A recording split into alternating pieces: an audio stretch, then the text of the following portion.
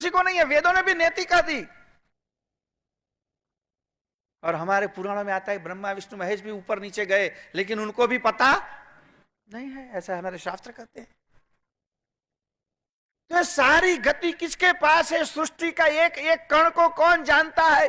किसको कैसे बनाया कौन जानता है? तो जिसने बनाया वही जानता है, और कोई जानता? और कोई क्यों नहीं जानता? तो कि जब बनाया तब और कोई था ही नहीं, कैसे जानेगा? कौन जानेगा? जो उस समय साक्षी होगा वही जानेगा।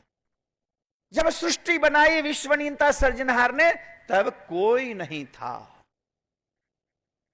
इसलिए किसी को कुछ भी पता नहीं है। तो सारी सृष्टि की जानकारी किसको दी कर्ता ने? तो कहते हैं अपने परम विशेष अंश को दी, और कहा कि तुम जाओ। संसार में सारे जीव इधर उधर भटक गए हैं, वो अपने सर्जनहार को नहीं जानते हैं, इसलिए तुम जाओ। और तुम जाओ, मैं तुमको सारी जानकारी देता हूं कि मैंने कैसे सृष्टि बनाई, सृष्टि कैसे बनाई, इसमें कैसे तत्व है, कैसे अंश है, रोम रोम की प्रति। क्योंकि ये शरीर में जितना कार्य किया है सर्जनहार ने, उसमें उनसे कोई चीज अनजानी, और अनजानी ने तभी तो बनाया है।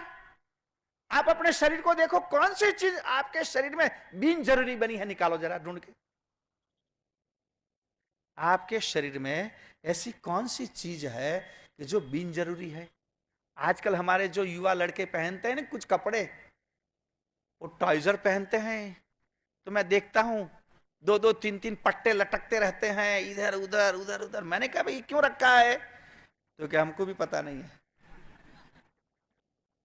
मैं कह रहा हूं पता भाई, ये सारे बक्कल लगाए हैं, इतने सारे लंबे लंबे पट्टे छोड़े हैं, इसका कोई उपयोग? एक लड़का बेचारा वो सीधी सादी में बात करे कि क्या करे गुरुजी, उपयोग तो कुछ नहीं, लेकिन मिलता ही ऐसा है, अच्छा कोई मिलता नहीं, क्या करे? ये भी बात सही है, इसमें तोरा कोई दोष नहीं है, मिलता ऐसा है। तो यार बाजार में तरह तरह के पट्टे लटकते हैं।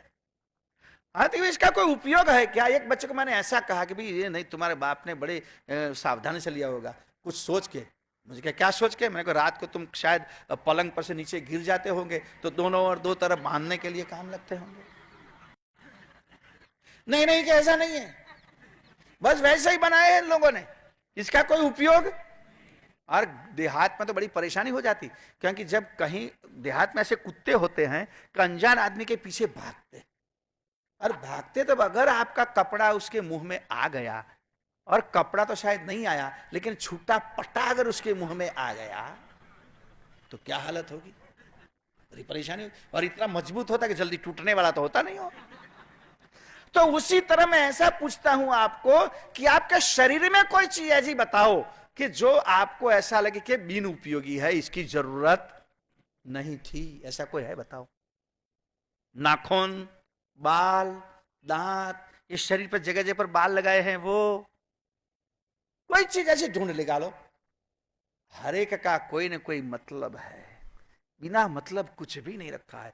कहते हैं हमारे शरीर विज्ञान वाले कि शरीर पर हमारे रुआंटे बनाए हैं, इसलिए कि कभी शरीर पर कोई जंतु चढ़ता है तो भी तुरंत पता लग जाता है कि हमारे शरीर पर कुछ चढ़ रहा है। किसी का स्पर्श हुआ तो तुरंत हमको पता लग जाता है कि इसका स्पर्श हो रहा है। तो जितनी बातें इसमें रखी गई है, ये सारी की सारी बातें उपयोगी है। तो भगवान ने, सर्जनहार ने समझ के रखी है। तो जितना बनाया है, नदी बनाया, पहाड़ बनाया, समुद्र बनाया, चंद्र बनाया, सूर्य बनाया, तारे बनाए, पंछी बनाए, पक्षी बनाए, सारे के सारे। और किसको कितने पैर चाहिए वो भी गिन के बना दिए हैं, इसको इतने पैर होने ही चाहिए। तो रज रज का ख्याल केवल जिसने बनाया है उसी को ही है, और किसी को नहीं है।